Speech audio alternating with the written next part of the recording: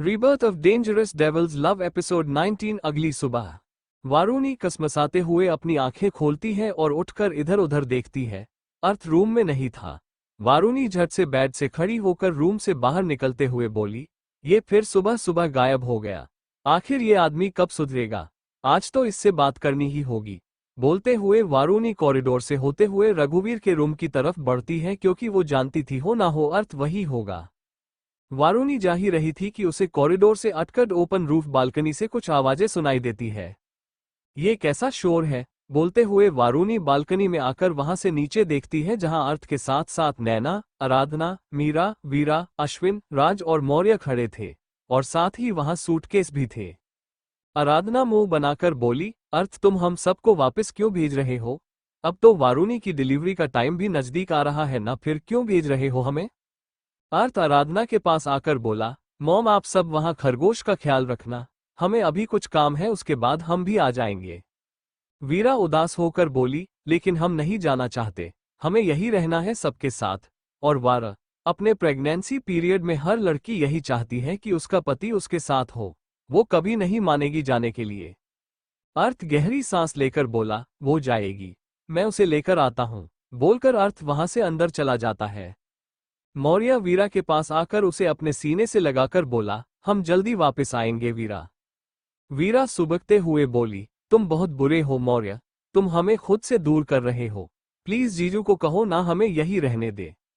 मौर्य उसका सिर सहलाते हुए कहता है, अर्थ सही कह रहा है वीरा, यहाँ खतरा है, तुम लोग मुंबई में सेफ रहोगे।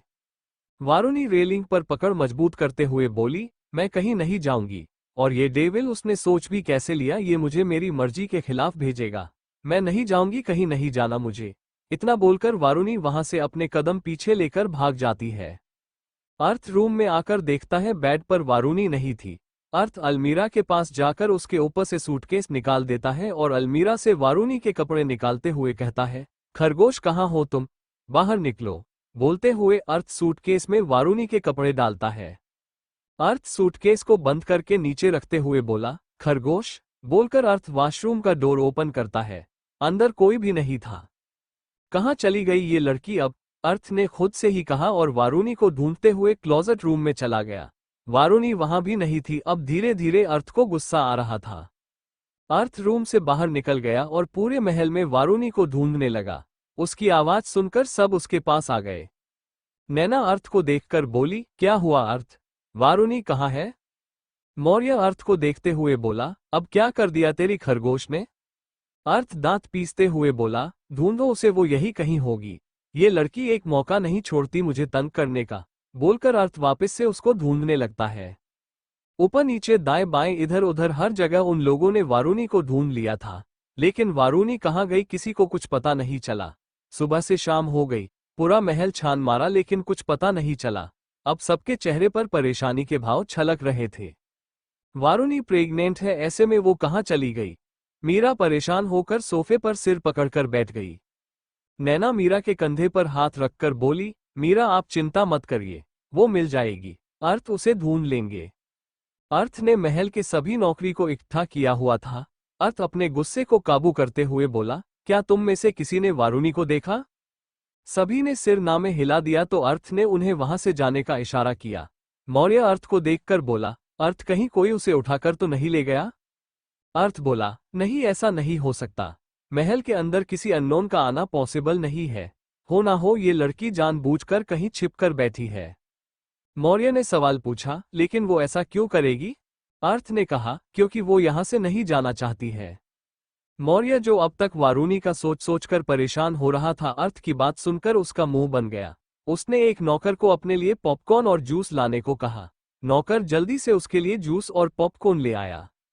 मौर्य सोफे पर पसर कर पॉपकॉर्न खाते हुए बोला, हम बेकार में टेंशन ले रहे हैं, उसको यहाँ से नहीं जाना है और उसका डेविल पति उसको यहाँ से भेजना चाहता है। तो अर्थ की खरगोश अपने डेविल पति से नाराज होकर कहीं छिप गई है।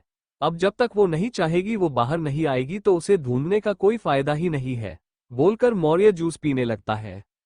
अर्थ मौर्य को घूर कर देखता है तो मौर्य सिर हिलाते हुए कहता है, अर्थ वो वारुणी है, द वारुणी मेहरा, वो भी किसी डेविल से कम नहीं है, तो उसकी मर्जी के खिलाफ तुम उससे कुछ नहीं करवा सकते, तो यहाँ से भेजना तो दूर की बात है। अब तुम ढूंढो अपनी खरगोश को, मैं चला तब तक अपनी वाली के साथ टाइम स्पेंड करने। वैसे भी तुम दोनों पति पत्नी के बीच हम दोनों ही ज्यादा पीस रहे हैं। इतना बोलकर मौर्य ने वीरा का हाथ पकड़ लिया और उसे लेकर वहां से जाने लगा। तभी वीरा जोर से चिल्लाते हुए बोली, वारा के साथ साथ रूही भी नहीं दिख रही। रूही कहाँ है मौर्य? मौर्य बोरियत से बोला, जब वारा नहीं दिख रही, रूही नहीं दिख रही तो जरूर दोनों साथ ही होगी। वैसे भी तुम्हारी बेटी तुमसे ज्यादा वारा के पास होती है। अब चलो, जिसकी बीवी वो है वो उसे ढूंढ लेगा। इतना बोलकर मौर्य ने अर्थ को आंख बंद करके आंख मार दी और वीरा को लेकर चला गया। अब सबकी समझ में आ गया था कि वारुणी का किडनैप नहीं हुआ है, वो खुद ही अर्थ से छिपकर कहीं बैठी होगी। अर्थ आंखें बंद करके गहरी सांस लेकर बोला, खरगोश, तुम बस एक बार सामने आ जाओ, छोड़ूंगा नहीं मैं तुम्हें। बहुत जिद्दी हो गई हो तुम। बोलकर अर्थ एक बार फिर वारुणी को ढूंढने लग जाता है। वैसे भी अब वो अकेला ही उसे ढूंढ रहा था, क्योंकि बाकी सब अपनी नींद इन दोनों पति पत्नी के पीछे खराब नहीं करना चाहते थे। जहां महल के ऊपर अर्थ अपनी खरगोश को ढूंढ रहा था, वहीं महल के नीचे बने तहखाने में दो लड़कियां आपने सामने बैठकर एक दूसरे को घूर रही थी। एक लड़की हाथ में पकड़े पैकेट को अपनी तरफ खींचते हुए बोली, ये लूही खाएगी। वारुणी आंखें छोटी करके बोली, क्यों, ये मैं खाऊंगी, तुम वो वाला खाओ। वारुणी ने रूही से कुरकुरे का पैकेट अपनी तरफ खींचा। रूही वापस पैकेट पकड़ते हुए बोली, नहीं नहीं, लूही को यही खाना है। वारुणी पैकेट अपनी तरफ खींचते हुए बोली, रू वो मेरा है, ये मुझे खाने दो। तुम चिप्स खाओ, मैं कुरकुरा खाऊंगी। बोलते हुए वारुणी चिप्स का पैकेट रूही की गोद में रखती है। रूही वारुणी को घूरते हुए बोली, नहीं आप चिप्स खाओ, मैं कुलकुला खाऊंगी। वारुणी चीरते हुए बोली, अच्छा ठीक है, हम आधा आधा खाते हैं। ओके। इतना बोलकर दोनों ने कुरकुरे का पैकेट फाड़ा और आधा आधा खाने लगी। यहाँ वो दोनों मजे से पिकनिक एंजॉय कर रही थी, वही अर्थ का दिमाग अब उन दोनों छोटे छोटे खरगोशों को ढूंढते ढूंढते खराब हो गया था। पता नहीं कौन से बिल में जाकर बैठ गई है ये लड़की, उसने कुछ खाया भी होगा या नहीं। क्या करूं मैं तुम्हारा खरगोश? मुझे अर्थ वीर शेखावत को तुमने क्या से क्या बना दिया है। कभी कभी तो लगता है मैं सिर्फ नाम का किंग हूं। अर्थ ने लाचारी से सिर हिलाते हुए कहा। वो पूरे राजस्थान का राजा था, उनका खानदान राजघराने का था, और उसकी खरगोश ने उसे अपने पीछे पीछे लगा रखा था। रात का वक्त अंधेरा हो गया था और अर्थ को अभी तक वारुणी नहीं मिली थी। उसने ऑलमोस्ट महल का चप्पा चप्पा छान मारा था, मगर भगवान जाने उसकी बदमाश बीवी किस बिल में छिपी हुई है। आखिर में उसने दिमाग का यूज किया और महल के कंट्रोल रूम में जाकर सीसीटीवी फुटेज चेक करने लगा। कंप्यूटर पर अपनी नजरें गड़ाए अर्थ ने देखा वारुणी ने बालकनी में खड़े होकर उनकी सारी बातें सुन ली थी और वो वहां से गुस्सा होकर महल के पीछे वाले हिस्से में भाग गई, और उसके पीछे रूही भी उसको फॉलो करते हुए निकल गई। ओह, तो ये दोनों महल के पीछे वाले तहखाने में छिपी है। आज तो अच्छे से तुम्हें सबक सिखाना होगा खरगोश, बहुत तंग करती हो तुम मुझे। अर्थ ने अपने माथे पर अपनी उंगलियों से सहलाते हुए कहा और वहां से बाहर निकालकर महल के पीछे वाले हिस्से में आ गया।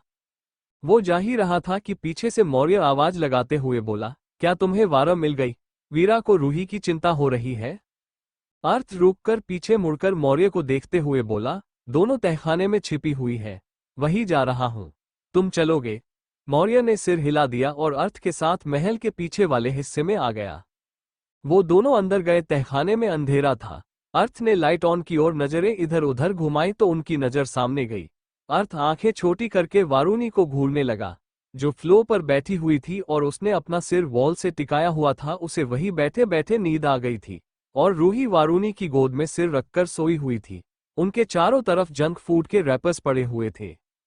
इस लड़की का दिमाग खराब हो गया है, ये यहाँ बैठकर ये कचरा खा रही है, अर्थ ने गुस्से से कहा और लंबे कदम लेकर वारुणी के पास आ गया, जो मजे से सो रही थी।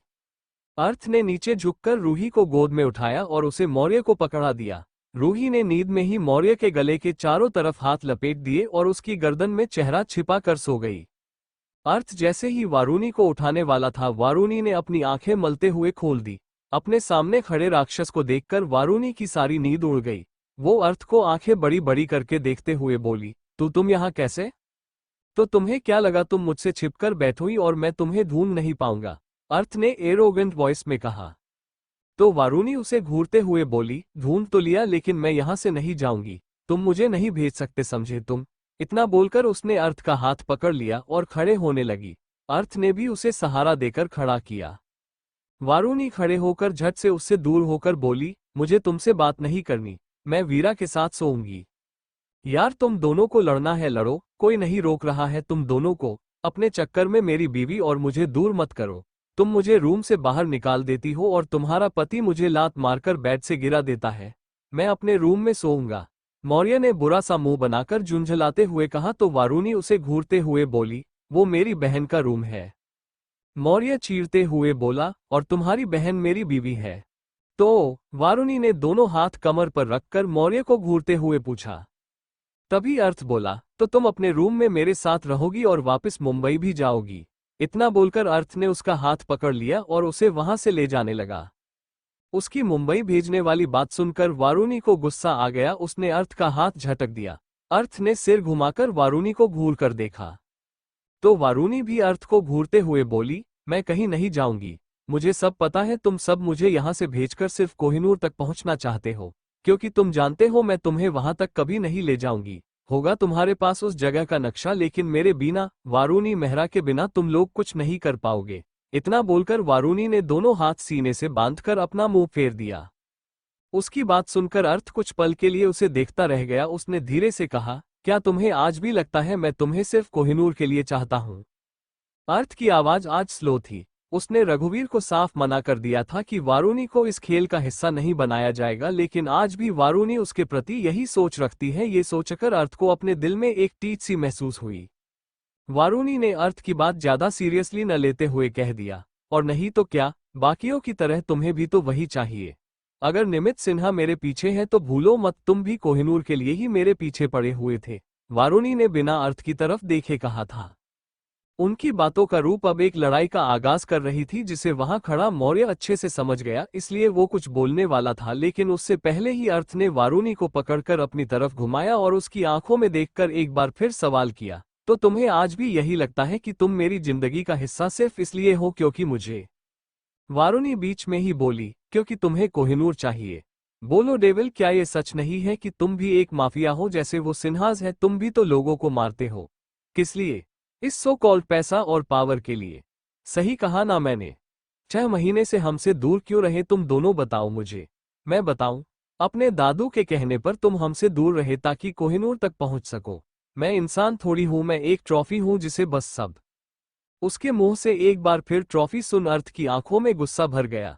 उसने कभी वारुणी को ट्रॉफी नहीं समझा था। वारुणी मेहरा तो उसका दिल थी। इसलिए वो गुस्से से तेज आवाज में बोला, वारुणी मेहरा। बोलते हुए अर्थ ने अपना हाथ उठा दिया, लेकिन उसका हाथ हवा में ही रुक गया। कुछ भी हो, लेकिन वो इस लड़की पर हाथ नहीं उठा सकता था। ये लड़की उसका प्यार थी, जिससे वो सच्चा प्यार करता है, जिसके लिए वो मर भी सकता है और लोगों को मार भी सकता है।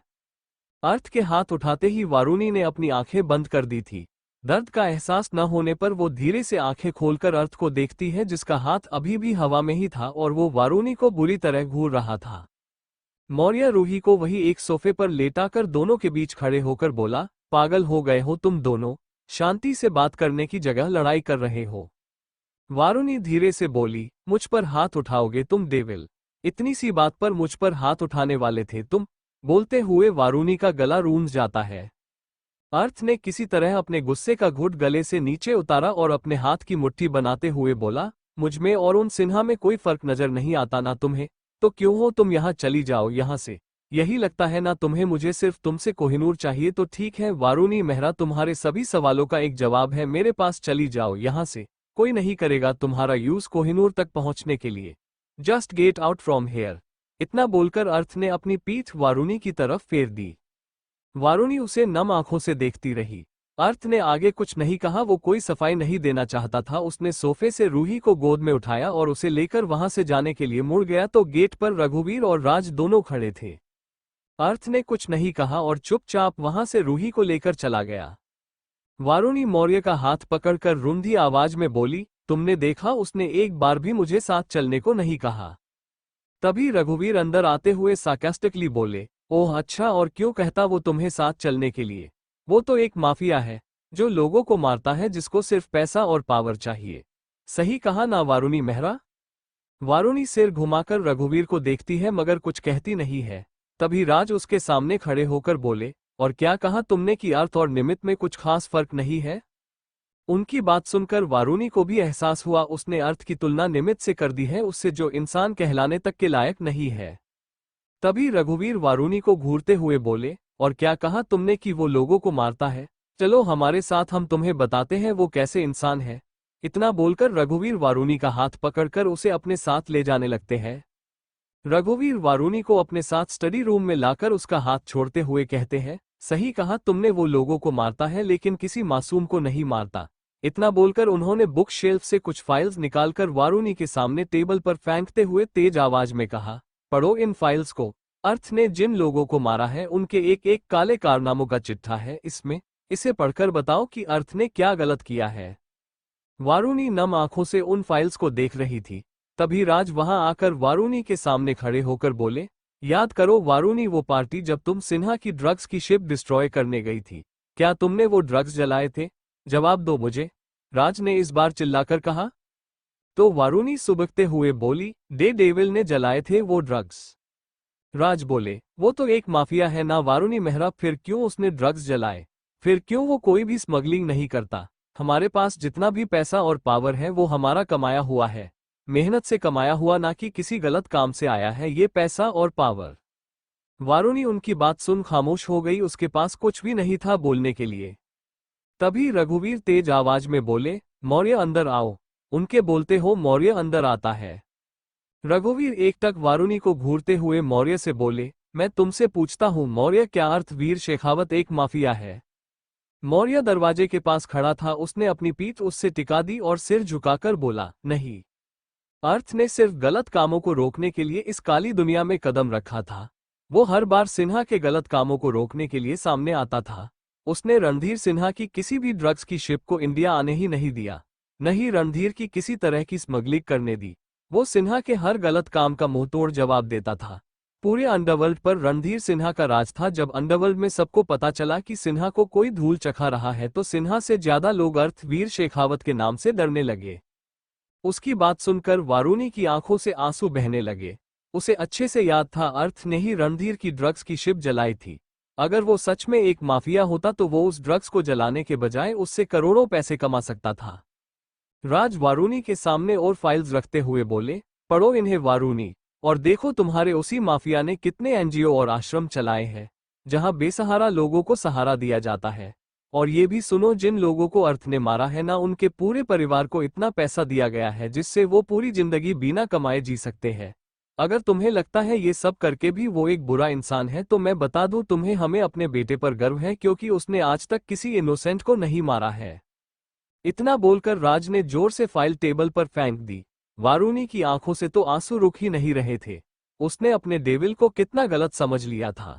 वो जानती थी अर्थ गलत काम नहीं करता है, लेकिन ये एक बात की अर्थ को भी कोहिनूर चाहिए वारुणी के सभी सोच को खारिज करके अर्थ को उसकी नजरों में गलत साबित कर देती थी। राज वारुणी को रोता देख एक गहरी सांस लेते हैं और उसे पकड़कर सोफे पर बिठा देते हैं। राज पानी का गिलास उठाकर वारुणी को देते हुए बोले, पानी पियो वारा। वारुणी सिर उठाकर आंसू भरी आंखों से राज को देखती है। राज उसे पानी पीने का इशारा करते हैं। वारुणी सुबकते हुए पानी पी लेती है। राज पानी का गिलास कॉफी टेबल पर रखकर धीरे से बोले, तुम्हें यही लगता है ना वारुणी, उसे सिर्फ तुमसे कोहिनूर चाहिए इसलिए वो तुम्हारे पीछे था। राज उसके सामने कॉफी टेबल पर बैठकर बोले, मेरे कुछ सवालों का जवाब दोगी तुम? वारुणी धीरे से सिर हाँ में हिला देती है। राज वारुणी को देखते हुए बोले, जब तुम अर्थ से मिली थी क्या तब अर्थ को पता था तुम वीरा नहीं वारुणी हो? वारुणी धीरे से बोली, नहीं। राज वारुणी को घूरते हुए बोले, तो तुमने कैसे उसे कह दिया कि वो सिर्फ कोहिनूर के लिए तुम्हारे पीछे था? वारुणी मेहरा, याद करो वो दिन जब जंगल में अर्थ ने अपने सीने पर गोली खाई थी तुम्हारे लिए। याद करो वो दिन जब सबको लगता था तुम मौर्य सिन्हा की बीवी हो और फिर भी उसने तुमसे शादी की थी। क्यों की थी बताओ मुझे? वारुणी को खामोश देखकर राज आगे बोले, नहीं है ना कोई जवाब तुम्हारे पास?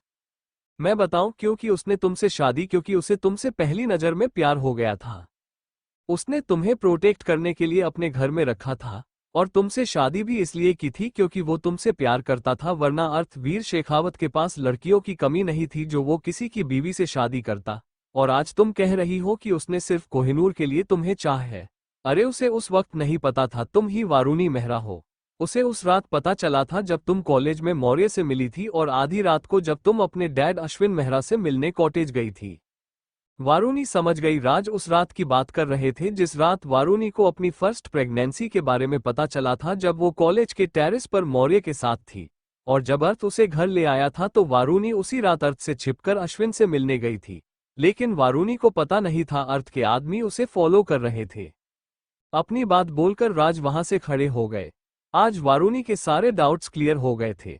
अब उसे एहसास हो रहा था थोड़ी देर पहले उसके शब्दों ने अर्थ को कितना हर्ट किया होगा। उसे अच्छे से पता था अर्थ उसकी कितनी केयर करता है, बच्चों की तरह उसके हर नखरे उठाता है।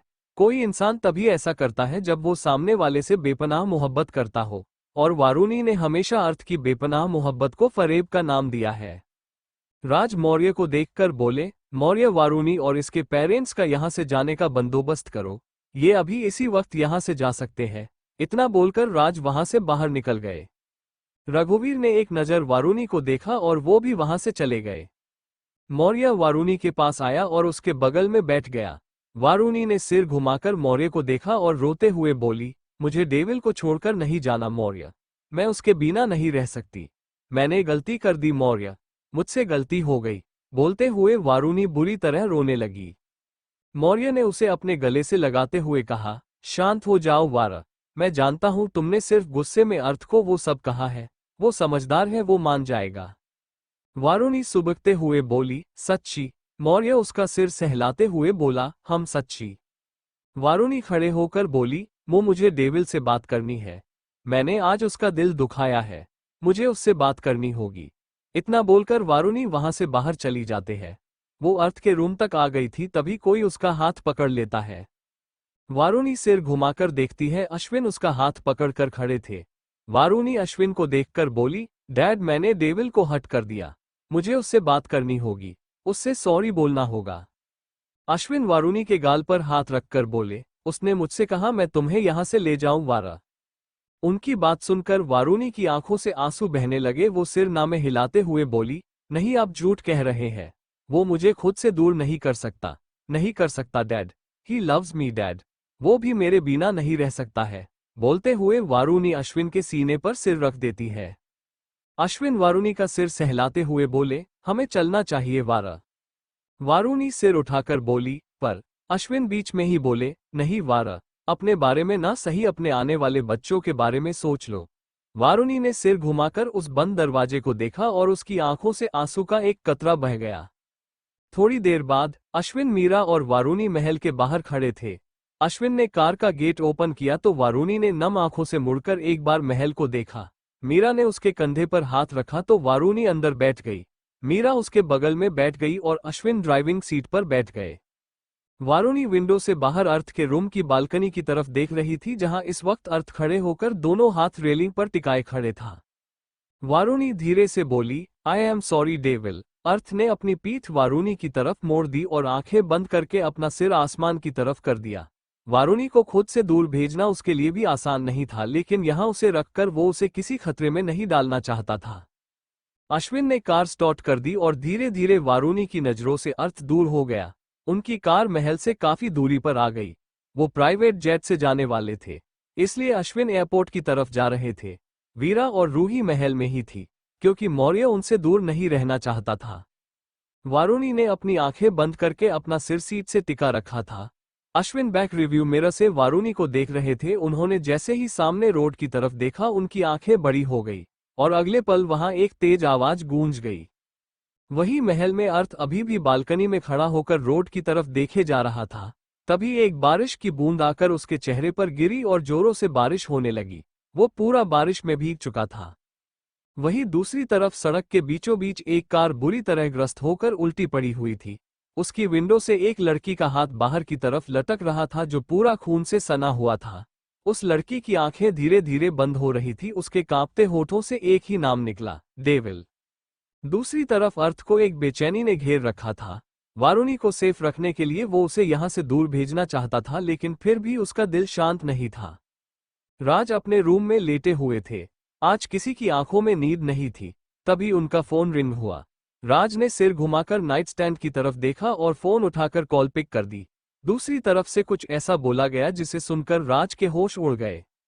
राज ने जैसे ही दूसरी तरफ की बात सुनी उनके होश उड़ गए। एक पल के लिए उन्हें लगा उन्होंने कुछ गलत सुन लिया है। उनके हाथों से फोन छूटकर नीचे गिर गया। आराधना की नींद टूट चुकी थी। जब उसने राज को ऐसे खामोश देखा तो वो उनकी बाजू पकड़कर बोली, राज। राज, किसका फोन था? राज, आप सुन रहे हैं, मैं कुछ पूछ रही हूं। आराधना ने राज की बाजू को हिलाया और उससे सवाल पूछा। राज उसके हिलाने से होश में आए और उसकी तरफ देखने लगे। आराधना परेशान होकर बोलो, क्या हुआ राज? किसका फोन था? फोन। बोलते हुए राज ने जल्दी से अपना फोन उठाया और रूम से बाहर भाग गए। राज, कहाँ जा रहे हैं आप? आखिर हुआ क्या है? आराधना बेड से खड़े होकर उनके पीछे आते हुए बोली।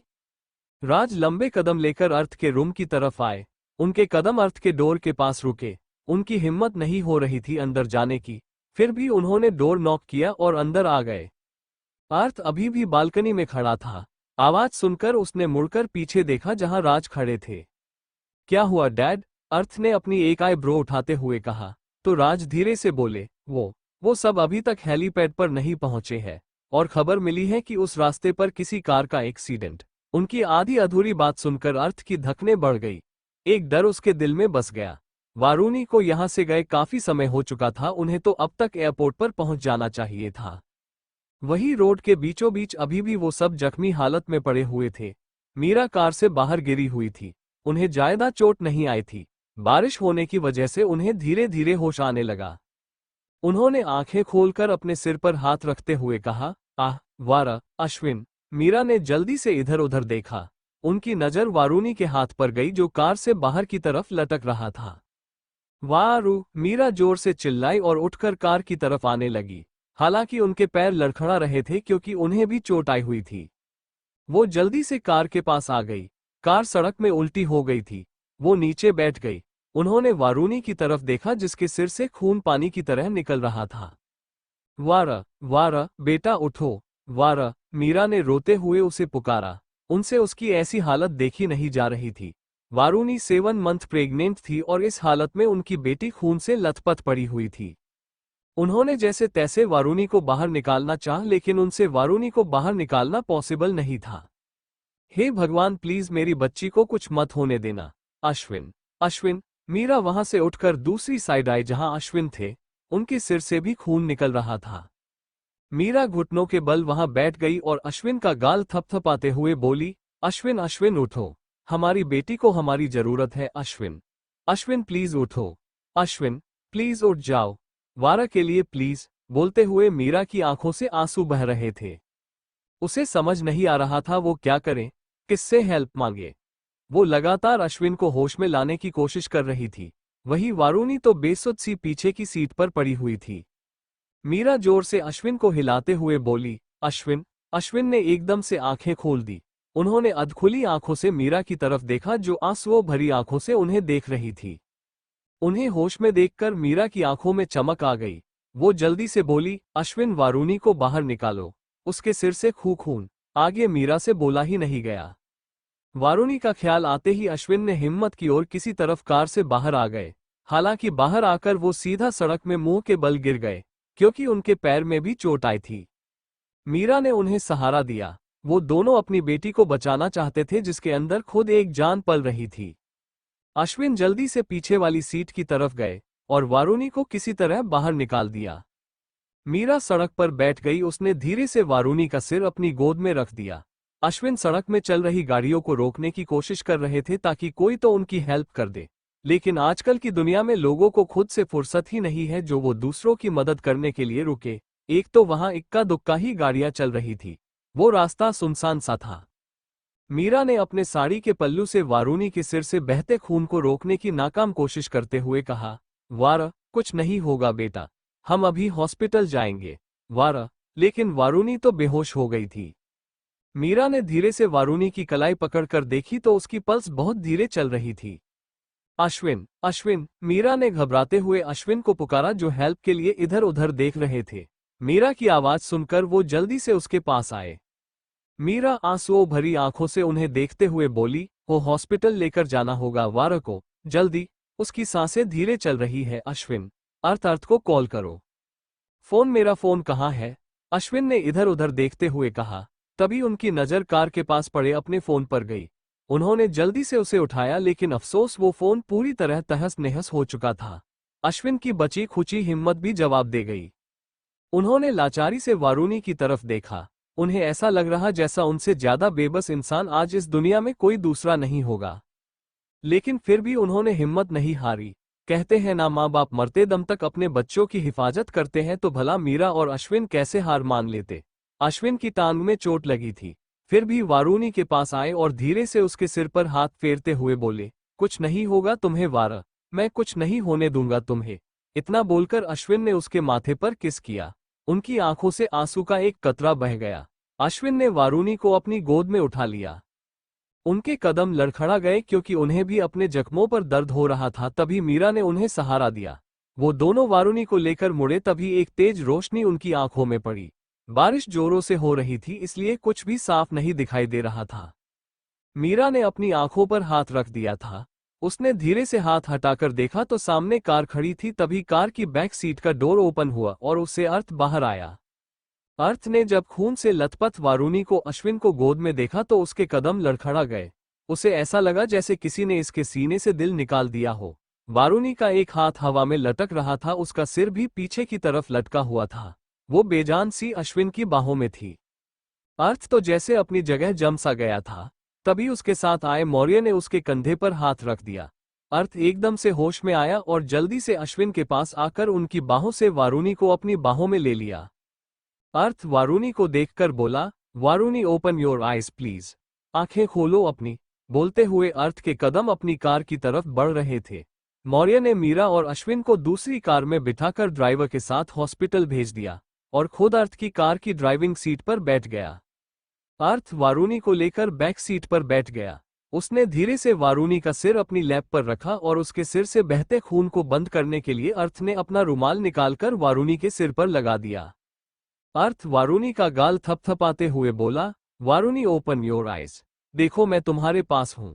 मैं तुम्हें कहीं नहीं भेजूंगा, बस एक बार आंखें खोल दो, मैं तुम्हें कुछ नहीं होने दूंगा। बोलते हुए अर्थ वारूनी को अपने सीने से लगा लेता है। उसकी आवाज लड़खड़ा रही थी। उसे डर लग रहा था कि कहीं वो वारूनी को खो ना दे। उसने एक पल के लिए भी उसे अपनी बाहों से आजाद नहीं किया। वो उसे अपने सीने से लगाकर उसका सिर सहला रहा था, जबकि वारूनी को इस वक्त होश ही नहीं था। अर्थ की व्हाइट शर्ट वारूनी के खून से पूरी तरह रंग चुकी थी। मौर्य फास्ट ड्राइविंग कर रहा था। उसकी कार सीधा हॉस्पिटल के बाहर रुकी। मौर्य अर्थ को देखकर बोला, अर्थ। अर्थ ने वारूनी को अपनी बाहों में उठाया और कार से बाहर आ गया। वो जल्दी से अंदर की तरफ भागा। मौर्य तेज आवाज में बोला, स्ट्रेचर। एक वार्ड बॉय जल्दी से स्ट्रेचर ले आया। अर्थ ने संभाल कर वारूनी को उस पर लेटाया और उसके माथे पर किस करके धीरे से बोला, तुम्हें कुछ नहीं होगा, तुम बिल्कुल ठीक हो जाओगी, कुछ नहीं होगा तुम्हें। इतना बोलकर अर्थ ने उसका हाथ अपने हाथ में थाम लिया। वार्ड बॉय वारूनी के स्ट्रेचर को ओटी की तरफ ले जाने लगा। अर्थ के हाथ से वारूनी का हाथ फिसल गया। अर्थ बस अपने खाली हाथ को देखता रह गया। पूरी फैमिली हॉस्पिटल आ चुकी थी। अब तक सबको पता चल चुका था वारूनी का एक्सीडेंट हो गया है। नैना महल में रूही के पास ही थी। वीरा, आराधना, राज और रघुवीर के साथ हॉस्पिटल पहुंच चुके थे। अर्थ चुपचाप ओटी के बाहर खड़ा था। तभी उस सन्नाटे को चीरते हुए अर्थ का फोन रिंग हुआ, लेकिन अर्थ ने अपनी पॉकेट से फोन निकाला ही नहीं। उसका फोन थोड़ी देर में बंद हो गया। तभी राज का फोन रिंग हुआ। राज का फोन उनके हाथ में ही था। उन्होंने देखा किसी अननोन नंबर से कॉल आ रही है। उन्हें इस वक्त कॉल उठाना सही नहीं लगा। वो कॉल कट करने वाले थे। तभी एक वार्ड बॉय भागता हुआ आया और राज से टकरा गया। राज के हाथ से फोन छूटकर फ्लो पर गिर गया और फोन का स्पीकर ऑन हो गया। दूसरी तरफ से किसी के जोर जोर से हंसने की आवाज आए। हा हा हा, कैसा लगा सरप्राइज शेखावत को? क्या लगा था उसे यहाँ से दूर भेज दोगे तो वो सुरक्षित रहेगी? तुम लोगों ने सोच भी कैसे लिया जिस लड़की को बचाने के लिए तेरे बेटे उस अर्थवीर ने मेरे बेटे की ये हालत की, मैं उस लड़की को ऐसे ही जाने दूंगा? बोलते हुए रणधीर जोर जोर से हंसने लगा। अर्थ ने कसकर अपनी मुट्ठी भींच ली। वो समझ गया ये सारा किया धरा रणधीर सिन्हा का है। राज फ्लो से अपना फोन उठाकर दांत पीसते हुए बोले, रणधीर। रणधीर आगे बोला, क्या हुआ राज? गुस्सा आ रहा है? उस अर्थ को भी गुस्सा आ रहा है? मेरे बेटे को मौत के मुंह तक पहुंचाने वाले के बीवी और बच्चे आज खुद मौत के करीब है। बचा सकते हो तो बचा लो, लेकिन तुम्हारे खानदान के अंश को तो मैं इस दुनिया में आने नहीं दूंगा। तुम लोग शुरू से मेरे काम में रोड़ा बनते आए हो, खासकर ये अर्थ वीर शेखावत। तो अब तुम्हारी बारी। मैं तुम्हें चैलेंज करता हूं, अर्थ तुम्हारा अंश इस दुनिया में नहीं आएगा, उसके लिए चाहे मुझे इस लड़की को ही क्यों न मरवाना पड़े। इतना बोलकर रणधीर ने कॉल कट कर दी। अर्थ ने इतनी मजबूती से अपने हाथ की मुट्ठी बनाई कि उसकी नसों की चटकने की आवाज सबके कानों में पड़ी। अगर इस वक्त रणधीर उसके सामने होता तो वो उसके शरीर से उसकी रूह खींच लेता।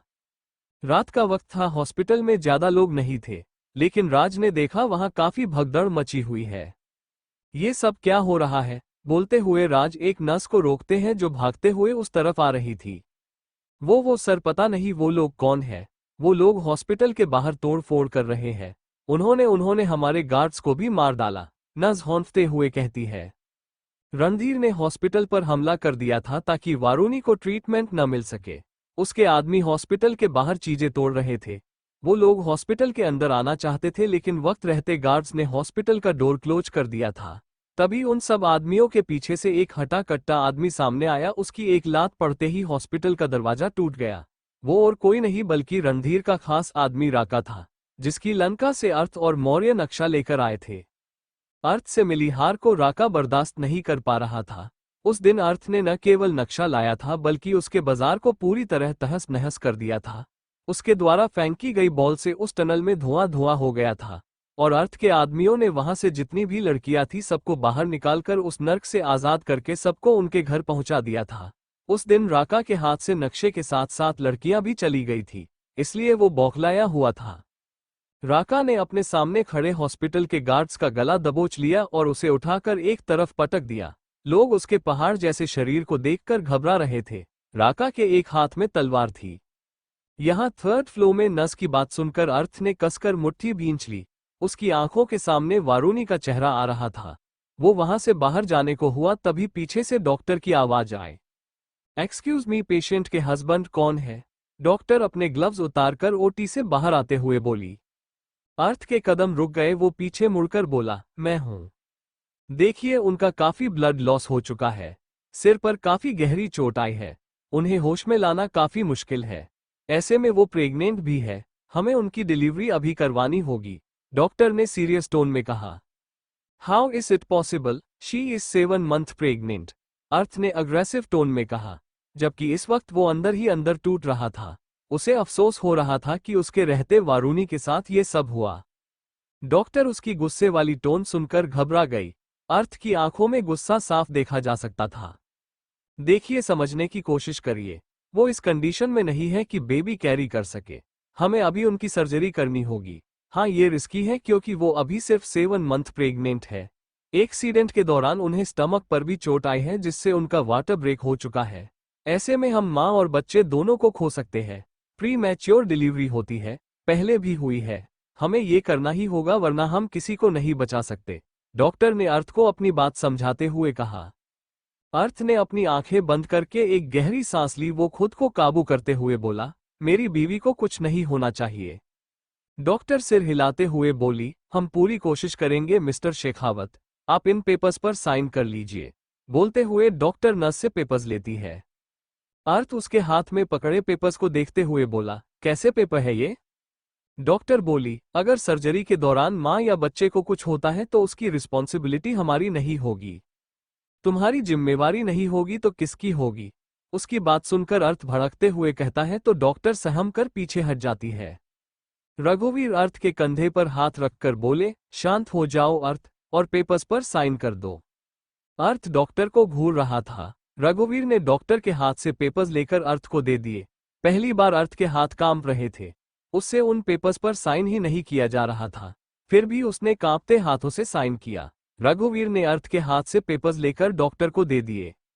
डॉक्टर नर्स को पेपर्स पकड़ाते हुए बोली, ऑपरेशन की तैयारी करो। तभी वहां तेज आवाज गूंज गई। सबने सिर घुमाकर लॉबी की तरफ देखा। राका के आदमी वहां पहुंच चुके थे। उनके हाथों में हथियार देखकर वो डॉक्टर घबरा गई। अर्थ अन लोगों को घूरते हुए सर्द आवाज में बोला, डॉक्टर अंदर जाओ। पर ये लोग कौन? वो डॉग घबराते हुए बोली। अंदर जाओ और मेरी बीवी का ऑपरेशन करो वरना तुम्हारा ऑपरेशन मैं कर दूंगा। अर्थ की धमकी सुनकर वो डॉक्टर अंदर भाग गई। मौर्य जल्दी से बोला, दादू आप माँ और वीरा को अंदर ले जाइए, उन्हें हम संभालते हैं। इतना बोलकर मौर्य और अर्थ दोनों उन लोगों की तरफ बढ़े। अर्थ ने 2 लोगों को गर्दन से पकड़कर वापस लिफ्ट के अंदर धकेल दिया। मौर्य ने 2 लोगों को सीढ़ियों से नीचे धकेल दिया। वो दोनों ही उन लोगों को 3rd फ्लोर से 2nd फ्लोर पर ले आए। राका अभी भी 1st फ्लोर पर था। अर्थ और मौर्य उन लोगों से फाइट कर रहे थे। उन लोगों ने अपने निशाने पर हॉस्पिटल में मौजूद कई लोगों को लिया हुआ था। अर्थ एक आदमी को गले से पकड़कर हवा में लटकाते हुए तेज आवाज में बोला, मौर्य सबको एक रूम में बंद कर दो, किसी भी पेशेंट को कोई प्रॉब्लम नहीं होनी चाहिए। मौर्य ने सिर हाँ में हिलाया और वहां मौजूद वार्ड बॉय और नर्स की हेल्प करके उन्हें अलग अलग वार्ड में भेजकर अंदर से डोर लॉक करने को कहा। वो सभी उन कमरे में छिप गए जहां पेशेंट रखे गए थे।